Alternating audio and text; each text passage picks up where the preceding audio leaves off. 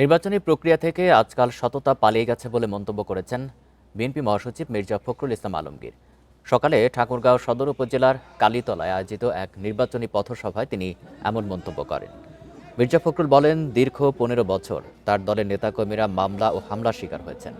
জানান, রাজনীতি করতে গিয়ে পৈতৃক জমিজমা হারিয়েছেন তিনি, তবুও দুর্নীতির পথে হাঁটেননি। বক্তব্যের এক পর্যায়ে নিজের রাজনৈতিক জীবনে স্মৃতিচারণ করে আবেগ আপ্লুত হয়ে পড়েন বিএনপি মহাসচিব। এর আগে নির্বাচনী গণসংযোগে অংশ নেন মির্জা ফখরুল ইসলাম। 1991 সাল থেকে আমি আপনাদের সঙ্গে কাজ করছি।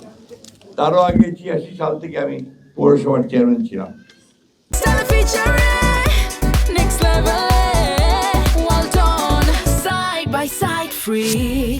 আমার বিরুদ্ধে অন্তত আঙ্গুল তুলে কেউ বলতে পারবে না যে আমি আপনাদের আমানত কোনদিন খেয়ানত করেছি। চেষ্টা করেছি কাজ করার জন্য, উন্নয়ন করার জন্য, যতটুকু পেরেছি করেছি, সবটা হয়তো পারিনি। কতগুলো মৌলিক কাজ আমি করার চেষ্টা করেছি।